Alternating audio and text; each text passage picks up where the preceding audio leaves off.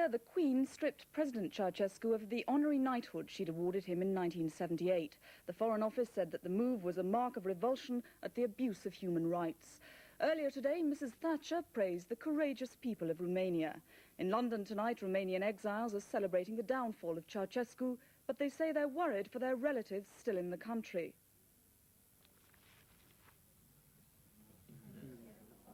Just to update you, there is shooting going on in the main square in Bucharest. In London tonight, they didn't know whether to laugh or cry. Romanians gathered to celebrate the downfall of Ceausescu, horrified at reports of further bloodshed. I'm worried because my brother currently happens to be in the army, and my mother couldn't possibly trace him. She tried. So I'm unhappy because of that. I don't think the bloodshed will stop until these Securitate people will be either captured or, unfortunately, killed. But within an hour, elation, with news of what appeared to be a final victory. It started, a little spark in Timișoara, and we done it. We've done it. It had been a remarkable 12 hours. By mid-morning, reports that Ceausescu had fled brought happiness tinged with disbelief. I didn't believe it at the beginning, but now I will try to believe with all my heart, because we knew that Ceausescu didn't understand the people. Overnight, the exiled King Michael of Romania had appealed for a return to full democracy. Today, his daughter, who now lives with her family in northern England, said the king hoped to return home soon. If the people wanted us to go back, we'd go back tomorrow, and my father keeps repeating that. I think he would be a hope to the people of a change and of their freedom. Romania's ambassador returned home tonight after hearing that Mr. Ceausescu had been stripped of the honorary knighthood awarded 11 years ago. Outside, a reminder of the bitterness still felt here, and a continuing vigil to remember those who died for democracy. The leaders of East and West Germany walked through the Berlin Wall at the Brandenburg Gate today in an emotional tribute to the changes sweeping across Eastern Europe. Since 1945, the gate has been a symbol of a divided Germany and a divided Europe. The West German Chancellor Helmut Kohl said, "Let us be patient and prudent as we walk towards our common future."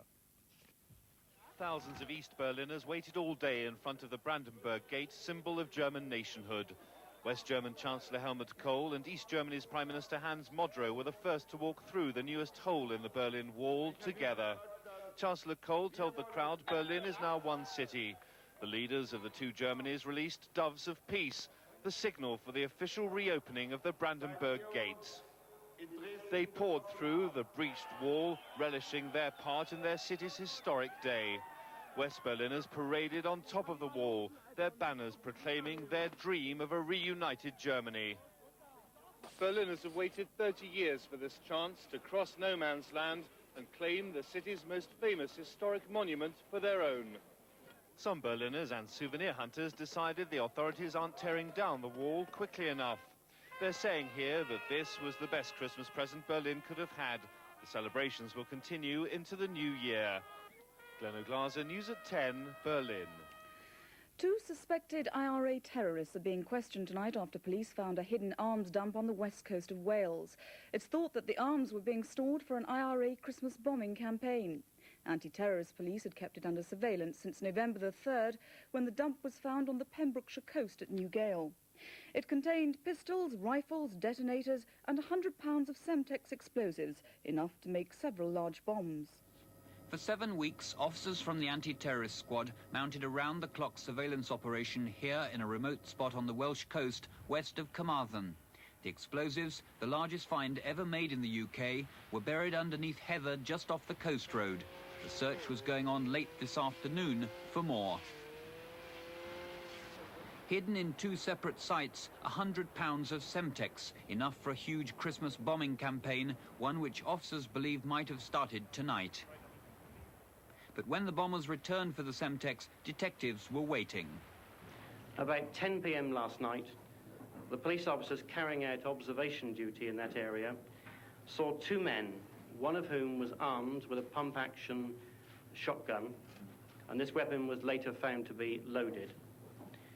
At the scene, the two men were challenged by armed police officers, and during that phase of the operation, one police officer discharged one shot. No person was injured. The two men were taken to Carmarthen police station and then on to London for further questioning. Questioning about the bomb factory found in Clapham, South London, in December 1988. And about the Deal bombing, in which 11 bandsmen were killed in September this year. The commander of the anti-terrorist squad says people should still be careful. I would like to again remind the public to remain vigilant, because this will not be the end, I'm quite certain, of what we have seen of a rather sustained campaign by the terrorist organisations here on the mainland. This is undoubtedly a major setback for the IRA, depriving them of not only the means for a long bombing campaign, but also a vital supply route, one which could have been in existence as far back as the Brighton bombing. Robin White, News at 10, Wales. In Panama, troops loyal to General Noriega have attacked the American military headquarters. American forces are said to have fought off the attack. Officials at the Pentagon said tonight more American troops may have to be sent to Panama if the fighting continues. Manuel Noriega showed he has a sting in his tail today. These American soldiers found themselves pinned down amid a group of terrified civilians as troops loyal to Noriega launched a fierce attack on the U.S. military headquarters in Panama.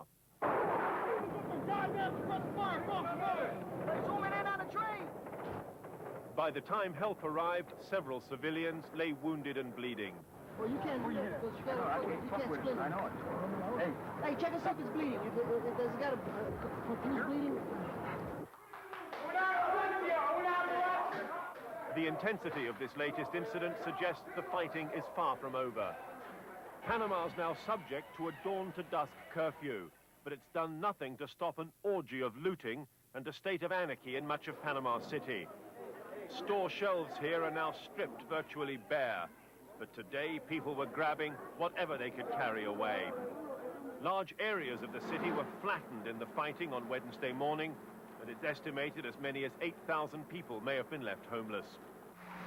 Pictures released by the Pentagon today show the intensity of the initial American attack on Noriega's headquarters. This was the scene at dawn, smoldering buildings, local residents fleeing for their lives. The Americans took hundreds of prisoners, eventually bundling them unceremoniously onto the backs of trucks. And this was Noriega's headquarters today. Inside, US soldiers found what they claimed was evidence of witchcraft, a collection of guns, and 50 kilograms of cocaine. What they haven't found is Noriega himself. Tim Ewart, News at 10, Washington. Tonight, soccer in the FA Cup second round third replay. Non-league Welling 1, Reading 2. And the very latest from Romania. In the last few minutes, a spokesman for the National Salvation Committee appeared on television and promised elections in April. Earlier, thousands of Romanians poured onto the streets of Bucharest to celebrate the revolution, which swept Nicolae Ceausescu from power after 24 years of hard-line Stalinist rule. Ceausescu fled the country and the television station was taken over once again in Eastern Europe by people power. Troops loyal to the fallen dictator killed hundreds of unarmed demonstrators on the streets of the capital, but the symbols of the old regime were set ablaze. And tonight, the people of Romania are fighting to hold on to their revolution. And joining us now live from Bucharest is Jonathan Lamb, who is at the British Embassy in Bucharest. Mr. Lamb, can you tell us what the latest situation is?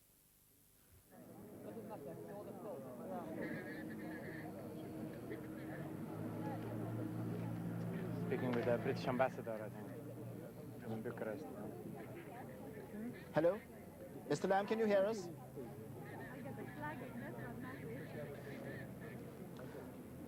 Mr. Posesnik at Belgravia, can you tell us, how do you feel tonight about the events in Romania?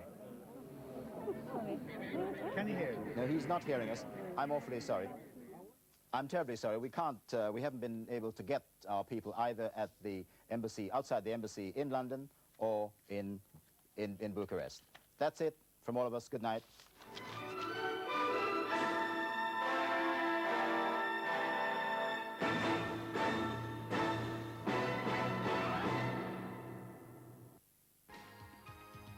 Christmas Saturday at 1:40 on ITV. Don't miss our exclusive coverage of Liverpool versus Manchester United. There's a real festive football treat in store in our First Division special. Liverpool versus Manchester United, Christmas Saturday. Good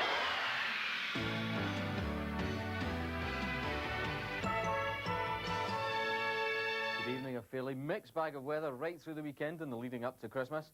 No snow, I'm afraid, though, for Christmas Day. We've had this area of low pressure up to the northwest. It's taken some very strong winds across northern Scotland, but as this ridge of high pressure works its way eastwards during the night tonight, it should take those gales away from the northwest. But out here in the Atlantic, another low pressure, another front, bringing more cloud and more rain during the night tonight. And that, I'm afraid, is the herald of another fairly wet spell through the weekend. But to begin with, tonight, the showers pulling back to the coast now. For most of us, a dry and clear night. And with the winds falling light, that'll lead to some frost, I think, by the end of the night in a few places, and the inevitable icy roads. However, in the southwest and through Wales and up into Northern Ireland, cloud thickening during the night, with rain in these areas, I think, by tomorrow morning. So the tomorrow morning starts for many northern and eastern parts of the country fine, dry and quite bright. But through the western side, from the southwest through Wales and Northern Ireland, overcast with periods of rain. I think, though, most of the rain, as it comes eastwards, quite light. Now, by about lunchtime tomorrow, the band of rain right across into central and eastern parts of England, pushing across central and southern Scotland. But brighter weather with a scattering of showers following along behind. And then into the afternoon, the rain pushing northwards to northern Scotland, turning to snow over the mountains, the rain clearing England and Wales, and quite a bright end to the day over much of the country. But more rain, I'm afraid, coming along to the southwest by the evening. The temperatures tomorrow aren't too bad, mostly between 7 and 10, that's so 45 to 50 Fahrenheit, but quite breezy, I'm afraid, with the possibility of gales down along southern counties. Now let's take a look really through the rest of the Christmas period. Christmas Eve looks like being a wet and windy day as a band of thick cloud and heavy rain moves its way eastwards. But by Christmas Day, the bulk of it's gone. It'll be brighter with occasional showers, most of them in the west and north, but I'm afraid no white Christmas.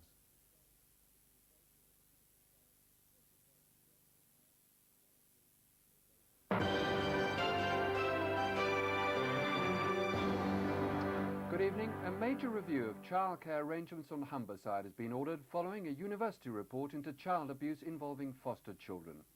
It follows the case of a foster father arrested for sexually abusing a teenage girl in his care. The damning report highlights a lack of resources and catalogues a series of mistakes and mismanagement, both in the case in question and in the Social Services Department as a whole. The problems include individual incompetence of a small number of social workers, though against that I must say there was also some good work by other social workers, problems of incompetence, problems of inadequate supervision of staff, and problems certainly of inadequately qualified or experienced staff having to handle some very difficult work. In the years since the case that prompted the report, policy and staff changes have been made, yet senior officials accept there's no guarantee all the problems have been solved. You have to accept, and everyone has to accept, that the work is done day to day by staff, some of whom sometimes may make mistakes. And that is a fact of life that we have to live with. Everybody knows that in child abuse, you cannot absolutely predict human behaviour. You cannot ultimately control what people will do in the secrecy and the privacy of their own homes.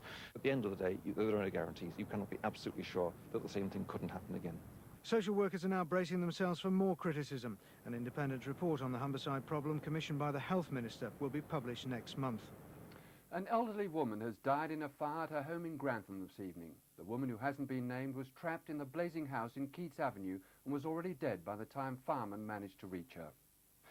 Detectives hunting the rapist of a Sheffield mother have found a distinctive coat which they believe the attacker may have worn. They've also issued an artist's impression of the man. Ian McBride sends us this report. Only 30 of these distinctive Cabrini coats have been sold in Sheffield this year. This one was found near the scene of the attack on the 34-year-old woman. She was raped at knife point by this man.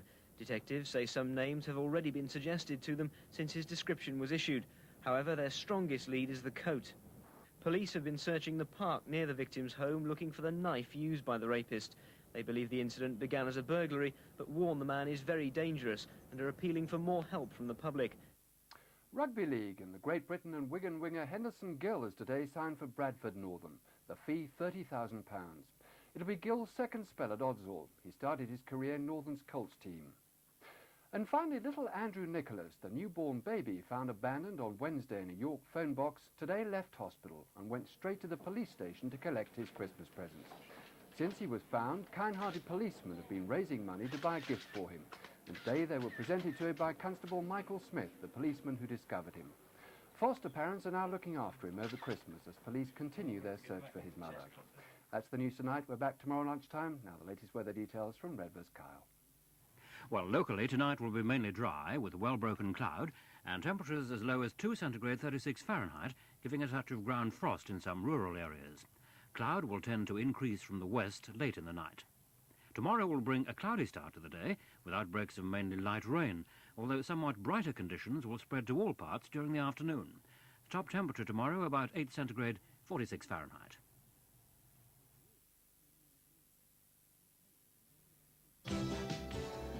If you need to find a petrol station that's open this Christmas, ring ITV's Christmas line on Leeds 448-199.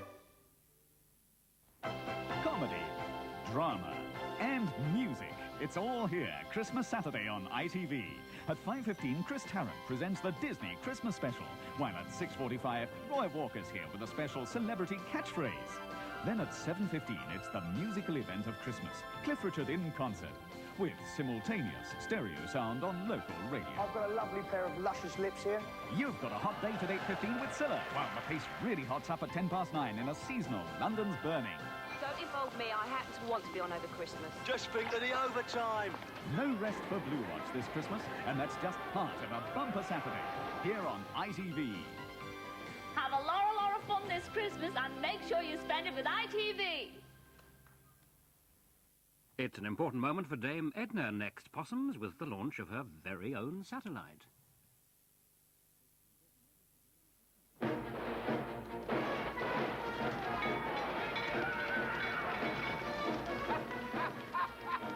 these magnifico hombres come to save their village.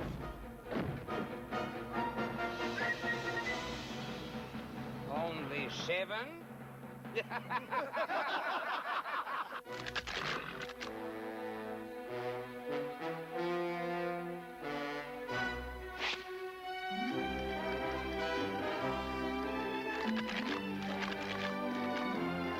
Classic from Castella, for the man who thinks that little bit bigger. Now the very best of ELO, 24 their greatest hits and one special double album. Boxing Day is double discount day at Northern Upholstery. Double sale discount on all surplus stock. Plus first 50 customers extra £100 off any three-piece suite. Only Boxing Day, only at Northern Upholstery. For every man that wears Brute, there's a woman who loves the way he smells. Because there's something about Brute that's good to be close to. And nobody knows that better than a woman. Hello? Andy, I was just thinking about you.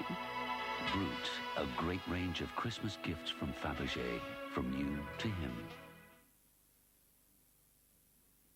Gonna take a sentimental journey. Gonna set my heart at ease. Gonna make a sentimental journey to a new old man. Special people deserve a special box of chocolates. Cadbury's Inspirations. I have here a bottle of slightly chilled, lightly sparkling Concord. If your honor will permit me.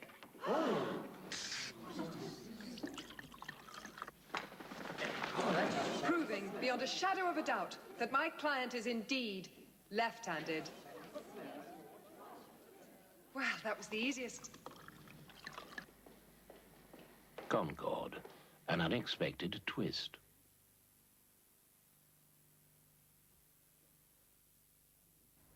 To get the reaction I did get, I was really wiped out. It was great. Kylie Minogue, as you've never seen her before. Oh! Kylie on the go, Christmas Eve at 1:15. Then at 2:10, the ghostly tale of Scrooge in A Christmas Carol. George C. Scott stars in our movie premiere, A Christmas Carol, Christmas Eve at 2:10. You're watching Yorkshire Television for great ITV entertainment.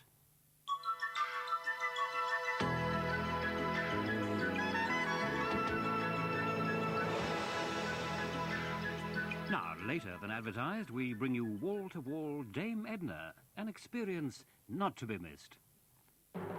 Ladies and gentlemen, stay tuned for the First Lady of 24-hour multi-channel satellite entertainment.